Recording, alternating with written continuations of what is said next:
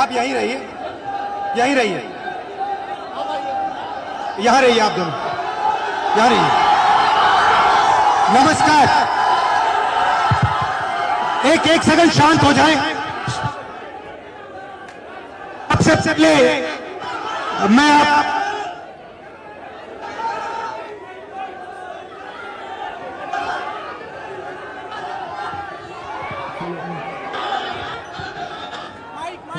We need the mic.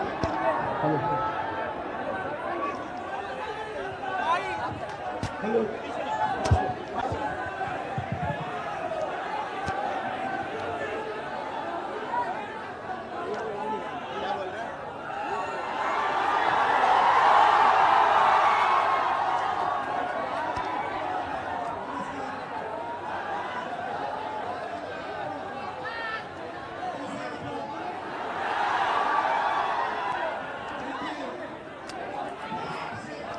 आप लोग सब लोग जाइए, ये साथ में ऑफिशियल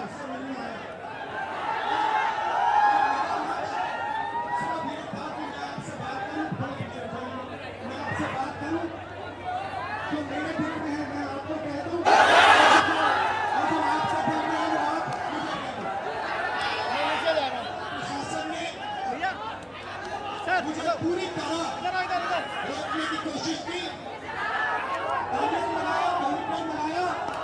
और मैं पीछे के रास्ते से आपके यहां आ गया।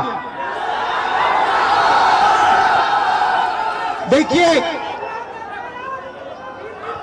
दलित, पिछड़ा वर्ग, अति पिछड़ा वर्ग, आदिवासी वर्ग, आपके खिलाफ इस देश में 24 घंटा अत्याचार होता है।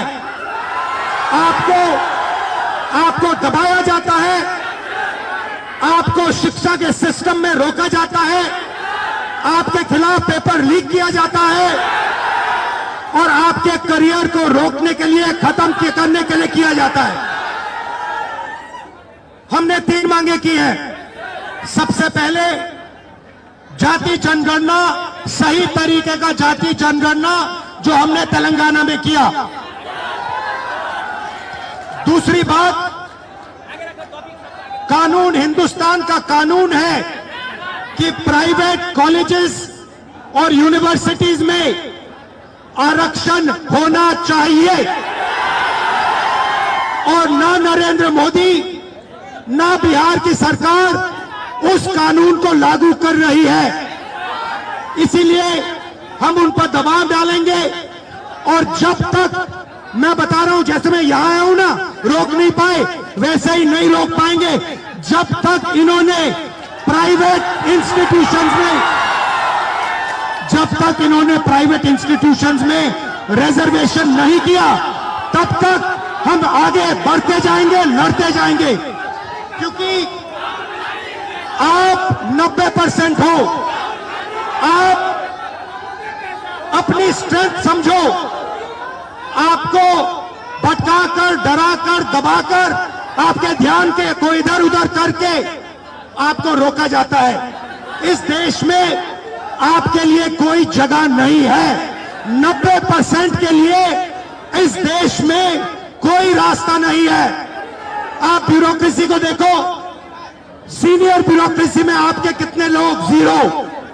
आप कॉर्पोरेट इंडिया को देखो, कॉर्पोरेट इंडिया में आपके कितने लोग? 0। आप हाई कोर्ट्स देखो, आपके कितने लोग? 0।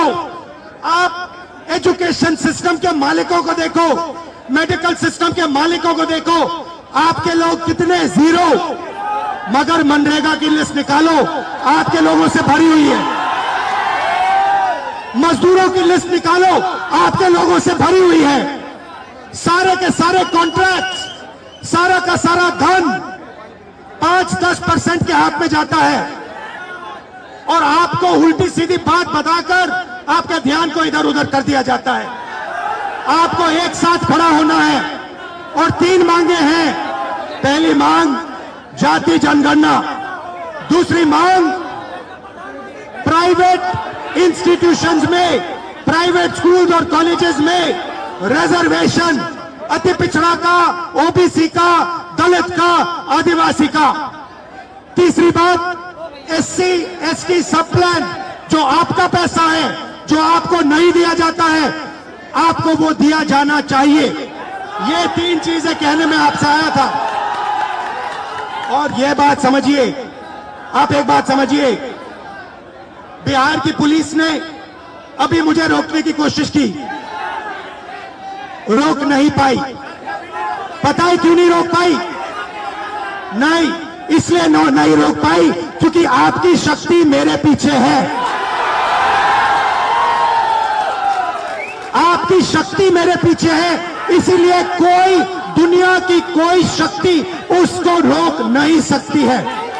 हमने कहा, हमने नरेंद्र मोदी से कहा, पार्लियामेंट में कहा, तुम्हें जाति जनगणना करना पड़ेगा। हमने उससे कहा कि तुम्हें संविधान को यहां माथे पर लगाना पड़ेगा।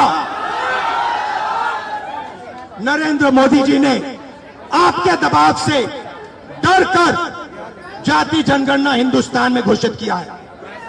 आपके दबाव से डरकर उन्होंने कॉन्स्टिट्यूशन अपने माथे पर लगाया है, मगर वो लोकतंत्र के खिलाफ हैं, संविधान के खिलाफ हैं, जाति जनगणना के खिलाफ हैं।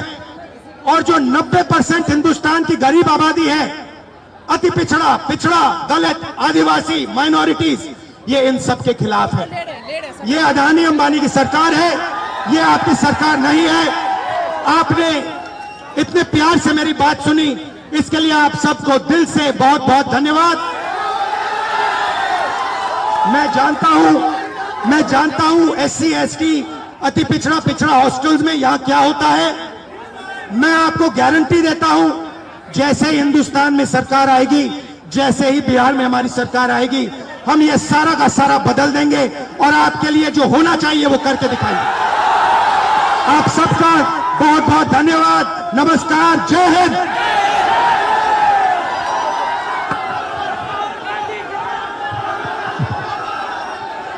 जय भीम, जय भीम, जय भीम।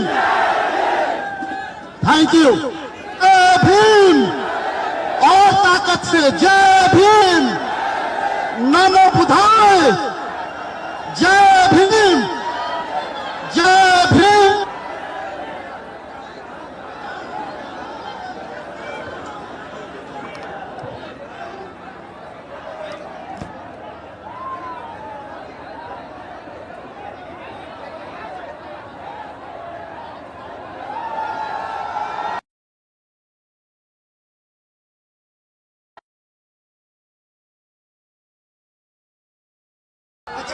आप में से कोई बोलना चाहता है? आ जाओ, आ जाओ।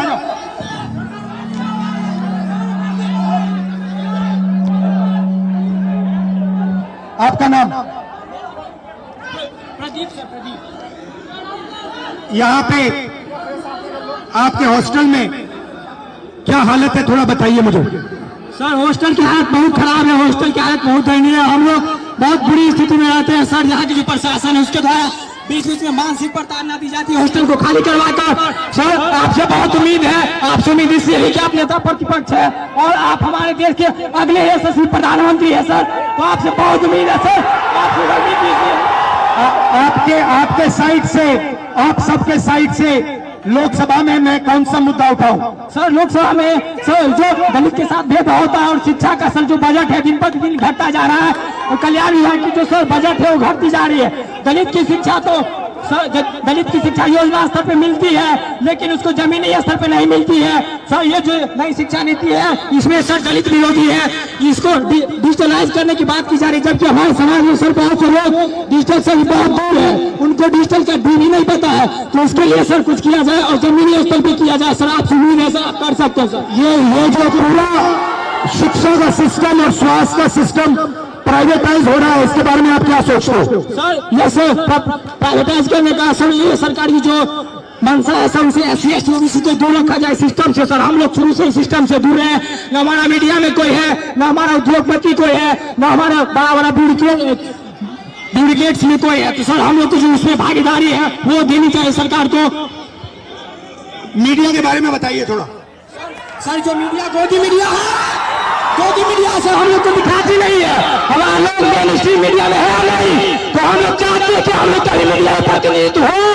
और सर दरभंगा में जर्नलिज्म के लिए कॉलेज हो, जर्नलिज्म के लिए कॉलेज नहीं है, हम लोग जर्नलिज्म करना भी चाहते हैं तो वो प्लेटफॉर्म नहीं मिलती है सर। इसकी हायर एजुकेशन फीस इतनी होती है कि हमारे के लिए फीस पे नहीं कर पाते हैं, इसलिए हम लोग कोर्स नहीं कर पाते हैं। सर यूनिवर्सिटी में जो है कोर्स समय पर नहीं होता है, यूनिवर्सिटी में जो है सर बहुत फीस। आप क्या पढ़ते हो? सर मैं अभी DLED कर रहा हूँ सर, सेकेंड ईयर में वाइट माधोपट्टी दरभंगा से।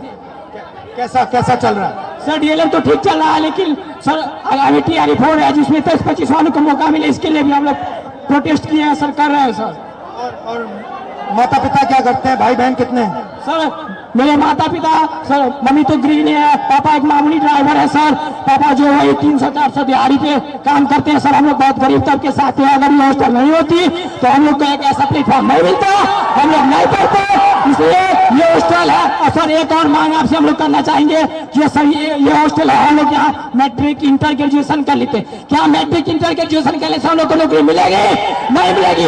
तो कंपटीशन के लिए एक छात्रावास होना चाहिए, PG छात्रावास दलितों के लिए होना चाहिए, जिससे कि हम लोग आगे की पढ़ाई कर सके और देश के विकास में अपना योगदान दे सके सर।